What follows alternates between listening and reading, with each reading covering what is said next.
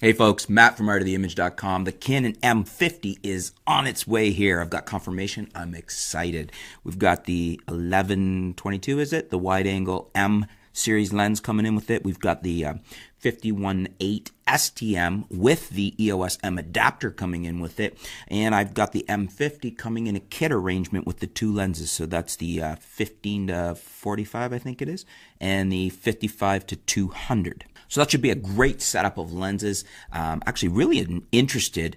I'm excited to play with the M50 period, but interested to try the EOS M adapter and see how a non-M series lens works with the adapter, which is why I ordered the Nifty 50, one of my favorite lenses and one of the lenses I always recommend to you guys if you're expanding above and beyond your kit lenses. The 50 f1.8 is the way to go on whether you're Canon, Nikon, whatever you're shooting. So anyways, it's coming in. The 50 is coming in, the M50, and begs the question. I've been getting some questions about the 90D. When is the 90D coming? Should I wait for the 90D? Should I buy an M50? And it got me thinking that I think what we're seeing with the M50 is a lot of the tech that we're going to see in the 90D. I've been asking, basically, I've said before that a 90D that's basically a refined 80D with 4K with a few other little improvements would be a great 90D, because the 80D is a very mature, very good camera in and of itself. So I think what we can expect to see is some of the improvements, some of the more advanced tech in the M50 that the 80D doesn't have, and we just talked about that in a video, coming into the 90D, and that'll essentially be what a 90D is going to be. Let's take a quick look here and just recap what we actually have in the 80D. So with the 80D, we have a DSLR. It's got 45 all-cross type AF points. So 45 points for AF system, all cross type. And we've got better than that in the M50, but that's what the 80D has. And it's a very competent autofocus system, especially when you add in the fact that the 80D also has dual pixel AF. And when the 80D was out, their listing here says it's an improved dual pixel AF, and it was improved over the 70D for sure, and some of the earlier versions of it. We've got the 24 megapixel sensor, which is basically the same sensor that the M50 has inherited. The current Canon APS-C 24 megapixel sensor. That's a very good sensor. We've got built-in Wi-Fi. We've got built-in NFC. We've got full 60p HD. Which is good, but I wish the 80D had had 4K, and that's what we're hoping to get in the 90D. We've got that beautiful 3-inch vari-angle touchscreen LCD. They call it the LCD2 monitor. We got Digic 6 image processor. So we'll definitely expect to see an upgrade on that.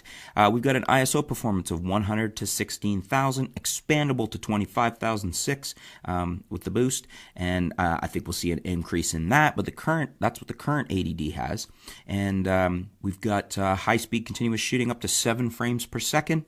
We've got shutter tested at 100,000 cycles, and that's basically, in a nutshell, our 80D. That's the camera that we've come to know and love as the 80D. I've tested it, I've shot with it, I've reviewed it. It's a very popular camera. A lot of YouTubers use it. Casey Neistat's used it, and it was a great successor to the 70D. So the question is then, what are we going to get in the 90D? What can make the 80D proud? How can we continue this tradition of an improved, solid DSLR? What are we going to see in it?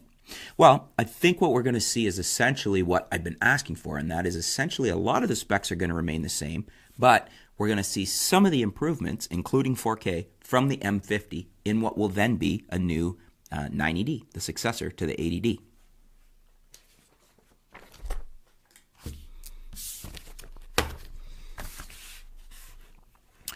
I've gone through and basically collated all of the specs that we can expect to see coming from the 50D that will show up in the 90D. In other words, stuff we're going to get in the 90D that came out or is currently in the M50. So first and foremost, we're focus peaking, probably not going to get it. It's not impossible to put in a DSLR, but we probably won't. So as I mentioned, first and foremost, it will have 4K. We're going to see 4K and it's either going to be the same style of 4K, you know, with that 2.56 times crop that the M50 has and its limitations, or perhaps because the 90D is a higher level body, it's probably going to be priced higher than the M50 at its $899 kit price. The 90D is likely to come back to what the 80D was at, which is, I think it might have even, it was at least $1199. It might have been closer to $1,400 on release with a kit lens. But we may get a better 4K than the M50. We'll get at least the Canon M50's 4K, but perhaps a better one. Maybe a little less crop, and maybe the ability to use dual pixel AF.